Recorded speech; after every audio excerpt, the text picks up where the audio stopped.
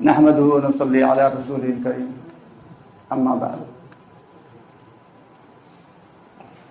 پیارے دوستو، عزیز ساتھیوں اور بزرگوں، اللہ رب العالمین کا بے حد شکر احسان اور کرم ہے کہ اللہ تعالیٰ نے ہم سب کو جمعہ کی نماز کے لیے مجتمع فرمایا ہے۔ بے شک یہ اللہ کے فضل اور اللہ کی توفیق سے ہی ہوا، اس پر اللہ تعالیٰ کا جتنا بھی شکر ادا کیا جائے کم ہے۔ چنانچہ قرآن پاک میں اللہ رب العالمین فرماتے ہیں لئن شکرتم لازیدنکم ولئن کفرتم ان عذابی لشدید، کہ جو لوگ ہماری نعمتوں پر شکر ادا کرتے ہیں ہم ان کی نعمتوں کو بڑھا دیتے ہیں، اور جو لوگ ناشکری کرتے ہیں ان کے لیے دردناک قسم کا عذاب ہے۔ تو اس سے ثابت یہ ہوتا ہے کہ اللہ کی نعمتوں پر ہم سب کو شکر ادا کرنا ضروری ہے، چاہے وہ دنیاوی نعمتیں ہوں چاہے وہ اخروی نعمتیں ہوں۔ چنانچہ دنیا میں جتنی بھی نعمتیں ہیں ان میں سب سے افضل ایمان اللہ رب العالمین نے جو دیا ہے وہ ایمان ہی ہے، سب سے بڑی نعمت ایمان ہے، اور الحمدللہ ہم سب ایمان والے ہیں۔ لیکن ہمارا ایمان اس سطح کا نہیں جس سطح کا اللہ تعالیٰ کو مقصود ہے اور جس سطح کا اللہ تعالیٰ کو مطلوب ہے۔ ایمان سے کیا چاہا جا رہا ہے کہ سب سے پہلے لا الہ الا اللہ، کہ صحابہ کرام رضی اللہ تعالیٰ عنہ اجمعین پہ اللہ کے نبی صلی اللہ علیہ وسلم نے جو محنت کرائی، تو لا الہ الا اللہ، اللہ نے یہ کلمہ ہی اسی لیے دیا کہ دل میں ان کے 360 بتوں کے خود کی یہ ان سے یہ ہوتا ہے، ان سے بارش برستی ہے اور ان سے سورج اگتا ہے اور ان سے جو ہے چاند، تو ان ساری چیزوں کو نکالا، لا الہ کہ نہیں کوئی معبود، تو سب سے پہلے دل کو صاف کر دیا کہ نہیں کوئی معبود، کسی سے کچھ نہیں ہوتا، پالنے والی ذات کوئی نہیں، کھلانے والی ذات کوئی نہیں، پلانے والی ذات کوئی نہیں، مارنے والی ذات کوئی نہیں، جلانے والی ذات کوئی نہیں، پورے دل کو خالی کر دیا لا الہ الا اللہ کہ بالکل صاف ستھرا دیا۔ اب اس کے اندر ڈالا الا اللہ، تو اس کلمے سے ہی ثابت ہو گیا کہ اللہ تعالیٰ کا کوشش، اللہ تعالیٰ کا جو ہے ماننا یہ ہے کہ اپنے دل کو تمام چیزوں سے صاف کر کے اور پھر اللہ کی بڑائی کو، اللہ کی ربوبیت کو، اللہ کی الہیت کو، اللہ تعالیٰ کی قدرت کو ہم تسلیم کریں۔ اس کے بعد پھر آتا ہے محمد رسول اللہ، فرماتے ہیں کہ محمد مصطفیٰ صلی اللہ علیہ وسلم کے راستے پہ ہی چلنے میں کامیابی ہے، اس کے علاوہ دنیا کے کسی بھی راستے پہ کامیابی نہیں، نہ دنیا کی اور نہ ہی آخرت کی۔ کہ ایک شخص ہوا میں مصلی بچھا کے نماز پڑھ رہا ہے، ہوا میں مصلی بچھا کے نماز پڑھ رہا ہے، دوسرا شخص جو ہے وہ سمندر کے اوپر یا دریا کے اوپر جانماز بچھا کے نماز پڑھ رہا ہے، لیکن اگر اس کی زندگی سنت کے خلاف ہے تو وہ ایمان والا نہیں ہو سکتا، ولی نہیں ہو سکتا۔ کچھ بھی ہو سکتا ہے، جادوگر ہو سکتا ہے، کچھ بھی ہو سکتا ہے، لیکن ولی نہیں ہو سکتا، کیونکہ سنت کے خلاف اگر زندگی گزار رہا ہے تو وہ ایمان والا نہیں ہو سکتا۔ ہم سب کی ذمہ داری ہے کہ یا ایھا الذین آمنوا ادخلوا فی السلم کافۃ، اللہ تعالیٰ فرما رہے ہیں کہ تم پورے کے پورے اسلام میں داخل ہو جاؤ۔ کس سے کہہ رہے ہیں بھائی؟ حبی سب سے تو کہا جا رہا ہے، مسلمانوں سے ہی کہا جا رہا ہے کہ مکمل ہی اسلام میں داخل ہو جاؤ، آدھا تیتر اور آدھا بٹیر یہ اللہ تعالیٰ کو پسند نہیں۔ اور کامل دین میں مکمل اسلام میں داخل کب ہو سکیں گے؟ اس کے لیے باقاعدہ دین کو سیکھنا پڑے گا، علم حاصل کرنا پڑے گا۔ اب علم کہاں ملے گا؟ علم علماء کرام کے پاس ملے گا، دین کے جو سمجھ رکھتے ہیں ان کے پاس ملے گا، لیکن دین کی سمجھ رکھنے والوں سے تو ہم دوری اختیار کیے ہوئے ہیں، علماء کرام سے علماء میں اور عوام میں ایک عجیب سی دوری۔ آخر ایسا کیوں ہے؟ یہ دشمنوں کی ایک چال ہے کہ علماء کو اور عوام کو الگ الگ کر دو۔ تو اس لیے ہم سب کی ذمہ داری ہے کہ علماء کرام کی قدر کریں۔ جو دین بھائی کسی کے اگر سر میں درد ہوا یا کسی کو 4 دن بخار ہو گیا تو وہ کیا کرے گا؟ سب سے پہلے ڈاکٹر کے پاس جائے گا، کیونکہ ڈاکٹر ہی بتائے گا کہ اس کے جسمانی نظام میں کیا گڑبڑ ہو گئی، یہ بخار آ رہا ہے تو کیوں آ رہا ہے، جانچ کروائے گا، خون کی جانچ کروائے گا، دوسری قسم کی جانچیں کروائے گا، اور جب پتہ چل جائے گا تو پھر اس کا علاج کرے گا۔ لیکن دین کے معاملے میں یہ ہم نہیں جانتے کہ کرسی پہ نماز پڑھنا یہ ہر انسان کے لیے یا تھوڑا سا بھی عذر ہو جائے یہ اس سے نماز نہیں ہوتی. مولانا توحید صاحب جو ایک بڑے علماء میں شمار ہوں گا تو انہوں نے باقاعدہ اس کے اوپر ایک چھوٹی سی کتاب لکھی ہے کہ کرسی پہ بیٹھ کے نماز پڑھنے والوں کے سلسلے میں. اب کسی کے پیر میں درد ہے اور وہ اپنے آپ میں ہم تو اپنے آپ میں مفتی بن جاتے ہیں, اپنے آپ میں عالم بن جاتے ہیں, پیر میں درد ہے بیٹھ کے آرام سے کرسی پہ نماز پڑھ رہے ہیں. ایسے نماز نہیں ہوتی. یہ نماز میں 3 چیزیں سب سے اہم ہیں, وضو, رکوع اور سجدہ. اگر وضو صحیح نہیں تو نماز صحیح نہیں, رکوع صحیح نہیں تو نماز نہیں, اگر سجدہ نہیں تو نماز نہیں.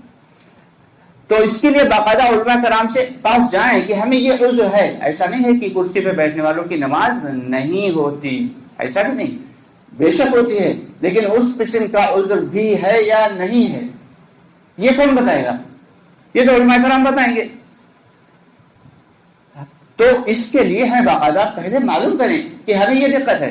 ہمارے ایک بزرگ تھے تو ان کو جو ہے صبح فجر کی نماز میں جب وضو کرتے تھے تو انہیں استھما کی بیماری تھی اور ان کی سانس بہت تیز پھولنے لگتی تھی. تو سانس پھولنے کی وجہ سے وضو کرتے تھے تو انہیں دقت ہوتی تھی, گرم پانی سے کرتے تب بھی پرابلم ہوتی تھی. تو باقاعدہ مفتی سے ہم نے ان کے لیے فتویٰ لیا. تو مفتی صاحب نے جب یہ فتویٰ دے دیا کہ اگر اتنی زیادہ تکلیف ہے, استھما بڑھ جاتا ہے اور جان جانے کا خطرہ ہے تو بے شک وہ تیمم کر کے نماز پڑھ سکتے ہیں.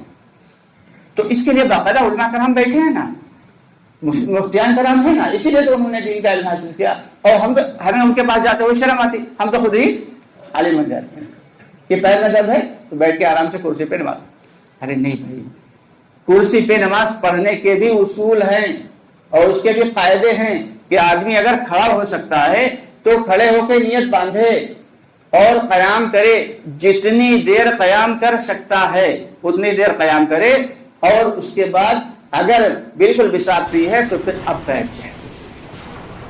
اور اگر سجدہ کرنے میں کوئی دقت نہیں ہوتی ہے تو بہتر یہ ہے کہ زمین پہ اگر پیر میں تکلیف ہے تو زمین پہ پاؤں پھیلا کے, چاہے وہ قبلے کی طرف پھیلا کے تھوڑے سے گھٹنے کو موڑ لے اور اس کے بعد پھر زمین پہ بیٹھ کے نماز پڑھے تاکہ سجدہ مل سکے. سجدہ کتنی اہم چیز ہے. سجدہ دوستو اتنی اہم چیز ہے کہ جب ہم سجدہ کرتے ہیں تو گویا کہ ہمارا سر اللہ کے قدموں میں ہوتا ہے. ہماری نماز میں اگر سجدہ ہی نہیں تو پھر ہماری نماز کیسی؟ تو ہم نے دین کو سیکھا نہیں, اپنی مرضی مطابق چلاتے ہیں. تو مرضی مطابق چلائیں گے تو نماز, اور پھر کہتے ہیں کہ اللہ کی مدد آتی نہیں, نماز اتنے دن سے پڑھ رہے ہیں فائدہ کوئی نہیں ہو رہا. تو بھی نماز اتنے دن سے پڑھو تو نماز پڑھی کہاں رہے ہو؟ ایک صحابی آئے, انہوں نے نماز پڑھی, اللہ کے نبی صلی اللہ علیہ وسلم نے فرمایا تم نے نماز نہیں پڑھی, نماز پڑھو. پھر ایک انہوں نے دوبارہ نماز پڑھی, پھر آپ صلی اللہ علیہ وسلم نے فرمایا تم نے نماز نہیں پڑھی. یہ نہیں کہا تم نے نماز صحیح نہیں پڑھی, فرمایا تم نے نماز نہیں پڑھی, پھر سے پڑھو. انہوں نے پھر تیسری مرتبہ نماز پڑھی. پھر 3 مرتبہ کے بعد یہی ہوا تو آپ صلی اللہ علیہ وسلم نے پھر یہی فرمایا کہ تم نے نماز نہیں پڑھی. وہ آیا, اللہ کے نبی میں اس سے بہتر نماز نہیں پڑھ سکتا, آپ مجھے سکھا دیجیے. حضرت جبریل علیہ السلام سے اللہ کے نبی صلی اللہ علیہ وسلم نے نماز کو سیکھا. قرآن پاک میں کہیں نہیں آیا کہ نماز کو پڑھو, ہر جگہ آیا ہے کیا آیا ہے, نماز کو قائم کرو, نماز کو قائم کرو. نماز کو سیکھ سیکھ کے اہتمام کے ساتھ جیسی اللہ کو پسند ہے ویسی پڑھو. یہاں تک آتا ہے کہ حضرت عمر رضی اللہ تعالیٰ عنہ نے تقریباً 1 مہینے میں نماز سیکھی. تو ہمیں نماز کے مسائل معلوم ہونا چاہیے, کیونکہ ایمان کے بعد جو سب سے پہلا رکن ہے وہ نماز ہے. اور نماز ایک ایسا تحفہ ہے اللہ کی جانب سے دیا گیا کہ دنیا میں جتنے بھی قانون آئے سب حضرت جبریل علیہ السلام لے کے آئے, لیکن جب نماز دینے کا موقع آیا تو اللہ تعالیٰ نے خود حضرت محمد مصطفیٰ صلی اللہ علیہ وسلم کو اپنی بارگاہ میں بلایا اور اپنے پاس بٹھایا اور باتیں کی, اور پھر چلتے وقت نماز کا تحفہ دیا. اب صحابہ کرام کو جب یہ نماز کا تحفہ ملا تو وہ بے حد خوش ہوئے کہ چلو اب تو ہمیں ڈائریکٹ اللہ تعالیٰ سے لینے کا موقع مل گیا۔ چنانچہ آتا ہے کہ جب کوئی شخص قرآن پڑھتا ہے تو وہ اللہ اس سے باتیں کرتا ہے، اور جب کوئی شخص نماز پڑھتا ہے تو وہ اللہ سے باتیں کرتا ہے۔ نماز کے درمیان گویا وہ اللہ سے باتیں کر رہا ہے کہ اس نے نماز کے لیے ہاتھ اٹھائے۔ اب جب نماز کے لیے کھڑے ہوئے تو ہاتھ ایسے اٹھا دیے کہ ہاتھ ایسے اٹھائے، اس کا مقصد کیا ہے؟ اس کا مقصد یہ ہے سرنڈر کر دیا کہ سب کچھ چھوڑ دیا، ہم نے کاروبار بھی اور اپنے جتنے بھی مشغولیات تھی سب کو چھوڑ دیا، سرنڈر ہو گئے، نہیں اب کچھ نہیں۔ لوگوں نے ہاتھ اٹھا دیے، مجرم کی طرح ہاتھ اٹھا دیے، اللہ کے سامنے کھڑے ہوئے ہاتھ اٹھا دیے، نہیں اب سب کچھ نہیں، میرے بس کا کوئی نہیں، مجھے معاف کر دو، اب مجرم کی طرح ہاتھ اٹھائے، اور اس کے بعد پھر نیت باندھی، 10 بستہ اللہ کے سامنے کھڑے ہو گئے، اور پھر کہہ رہا ہے کہ الحمدللہ رب العالمین، کہ ساری تعریفیں صرف اور صرف اللہ کے لیے، ساری تعریفیں اللہ کے لیے جو تمام کائناتوں کے رب ہیں۔ وہ ایک تو یہ دنیا، اور اس کے علاوہ نہ جانے کتنی دنیا ہوگی، کتنے عالم ہوں گے جن کے بارے میں ہم لوگ نہیں جانتے، ان کے بھی رب اللہ ہیں۔ پھر وہ کہہ رہا ہے الرحمن الرحیم، اللہ کی تعریف بیان کر رہا کہ سب سے بڑا رحمان اور سب سے بڑا رحیم میرا رب ہے، اے اللہ تو ہی ہے۔ اور اس کے بعد کیا کہہ رہا ہے؟ ایاک نعبد، اللہ کی تعریف بیان کی، اب کہہ رہا ہے اے اللہ میں تیری ہی عبادت کرتا ہوں، وایاک نستعین، اور تجھ سے ہی مدد چاہتا ہوں۔ اللہ کے سامنے اب کھڑا ہوا، یہ اللہ کی تعریف بیان کی، اب اللہ سے مدد طلب کر رہا ہے۔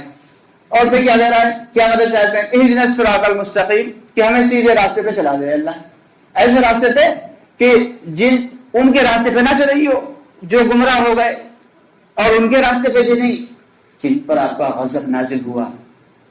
اور جب یہ اس کے بعد سورہ وغیرہ پڑھ کے اللہ سے باتیں کر کے یہ گیا رکوع میں کہا سبحان ربی العظیم، تو اللہ تعالیٰ کی تعریف بیان کی کہ ساری پاکی صرف اللہ رب العالمین کے لیے، جو بڑی عظمت والا ہے، بڑا بلند مرتبے والا ہے۔ اب جب یہ کہا تو پھر کھڑا ہوا کیا کہا؟ سمع اللہ لمن حمیدہ، کہ سن لیا اللہ نے جو تم نے کہا، سن لیا اللہ نے، ساری تعریفیں اللہ کے لیے، ربنا ولک الحمد، ساری تعریفیں اللہ ہی کے لیے، ساری تعریفیں رب کے لیے۔ اور پھر سجدے میں چلا گیا خوشنودی کے طور پہ کہ اللہ نے ہماری بات سن لی، ہماری التجا سن لی، ہماری دعا سن لی۔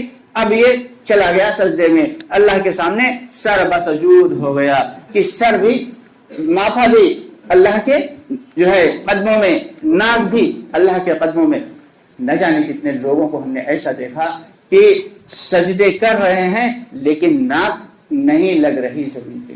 تو دوستو، اگر ناک اور ماتھا یہ دونوں چیزیں یا ان میں سے کوئی ایک چیز سجدے میں نہیں لگتی ہے تو نماز نہیں ہوتی۔ علماء کرام سے پوچھ نہیں باقاعدہ، اگر ناک یا ماتھا صرف لگ رہا ہے، ناک نہیں لگ رہی سجدے میں، تو نماز نہیں ہوتی۔ اگر کسی شخص نے وضو کیا کسی اور اس نے مسح نہیں کیا تو اس کی نماز نہیں ہوتی۔ کسی نے وضو کیا اور پیر نہیں دھوئے، نماز نہیں ہوتی۔ ٹھنڈ کی وجہ سے، صرف ٹھنڈ کی وجہ سے، کوئی عذر نہیں تھا، ٹھنڈ بہت زیادہ تھی، ہم نے دیکھا ایسے لوگوں کو، باقاعدہ میرے سامنے بات آئی کہ ٹھنڈ کی وجہ سے لوگ تیمم کر کے نماز پڑھ رہے تھے، کہ جب بیچ میں ٹھنڈ بہت زیادہ ہوئی تو لوگ ٹھنڈ میں وضو نہ کرنے کی وجہ سے تیمم کر کے نماز پڑھ رہے تھے، باقاعدہ پڑھے لکھے لوگ۔ حیرت ہوئی کہ یہ علماء کرام کے پاس جا کے پوچھتے نہیں، سیکھتے نہیں، ہم نے دین کو سیکھا نہیں، بنا سیکھے ہوئے عمل کر رہے ہیں، تو اللہ کی مدد کہاں سے آئے گی؟ اللہ کی مدد تو تبھی آئے گی، اللہ تعالیٰ نے یہ علم حاصل کرنا، اتنا علم حاصل کرنا کہ جس سے حلال اور حرام کی، جائز اور ناجائز کی تمیز آ جائے، ہم سب کے لیے واجب ہے، فرض ہے۔ تو کریں گے نا سب لوگ انشاءاللہ؟ اللہ تعالیٰ ہم سب کو کہنے سننے سے زیادہ عمل کرنے کی توفیق عطا فرمائے۔ سبحان اللہ، الحمد للہ، سبحان اللہ۔